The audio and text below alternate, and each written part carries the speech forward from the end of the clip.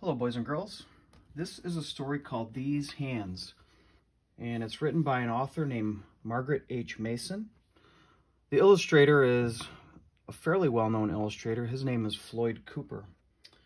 This is a historical fiction piece. Goes back in time a bit, and actually kind of what the whole story is about is an African-American grandfather telling his grandson about the wonderful things that his hands have done throughout his life, including protesting against discrimination. And I think it's important to look at this story because our grandparents, I know for me especially, my grandparents, they really did try to have a bond with me. And that's something that is really unique to every kid and grandparent, is that bond that they have together. I can't say enough how important it is to have that bond. And if you have the opportunity to connect with your grandparents, that you make sure you do that. And make sure you ask them about what life was like when they were little. Ask them to tell you their stories, because those stories are your history. They're your history. And the best knowledge we can have about our families is talking to our grandparents and getting that history. And that's something you can pass on to your children someday, I hope. This story is, well, this grandfather lived in the 50s and the 60s. So America was kind of turbulent back then as far as people working towards better civil rights and things like that for all people, especially people of color. So I'd like to just think about this text a little bit, and things you need to know also is that it's a narrative, has a flashback in there, which also helps change the point of view. I would say there's some elements of poetry in here also, descriptive language, repetition. The characters reflect events and settings throughout American history and African American history. Grandfather worked at a bakery, so we'll hear about that too. And I would say that as far as the history part of this book goes, it's very accurate. So we know that we're reading something that does incorporate truth into it as well. So this is called These Hands. Please enjoy.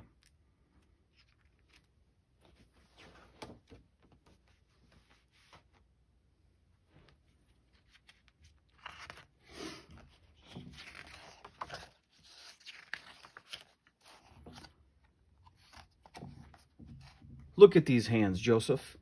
Did you know these hands used to tie a triple bowline knot in 3 seconds flat? Well, I can still help a young fellow learn to tie his shoes. Yes, I can. Look at these hands, Joseph. Did you know these hands used to make the ivories sing like a sparrow in springtime? Well, I can still show a young fellow how to play heart and soul. Yes, I can. Ivories are the keys on the piano. Looks like they're having a good time. Look at these hands, Joseph. Did you know these hands used to pluck the ace of spades right out of thin air? Well, I can still teach a young fellow how to do a waterfall shuffle. Yes, I can. What do you think of our characters so far, Grandpa and the boy, Joseph? Look at these hands, Joseph. Did you know these hands used to throw a curveball faster than a dive-bombing honeybee? Well, I can still help a young fellow learn to hit a line drive. Yes, I can. Notice the repetition. Look at these hands, Joseph. Did you know these hands were not allowed to mix the bread dough in the Wonder Bread Factory? Did you know these hands were not allowed to touch the bread dough in the Wonder Factory?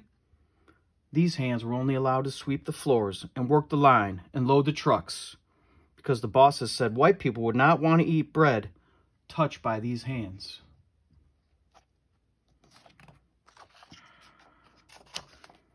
Well, these hands joined with other hands, and we wrote our petitions. And we carried our signs.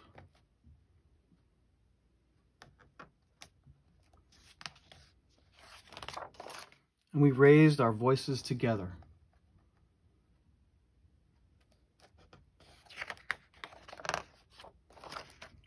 Now, any hands can mix the bread dough, no matter their color. Now, any hands can touch the bread dough, no matter their color. Yes, they can. Look at these hands, Grandpa. These hands used to not be able to tie a shoe.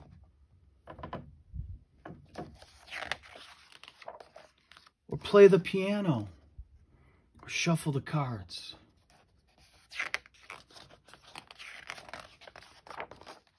Or hit the ball.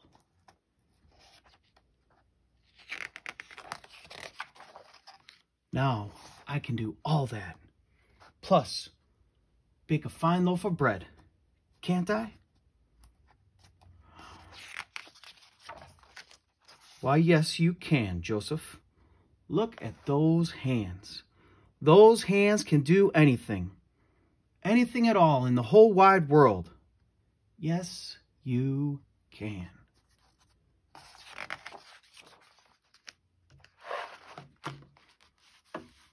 These hands.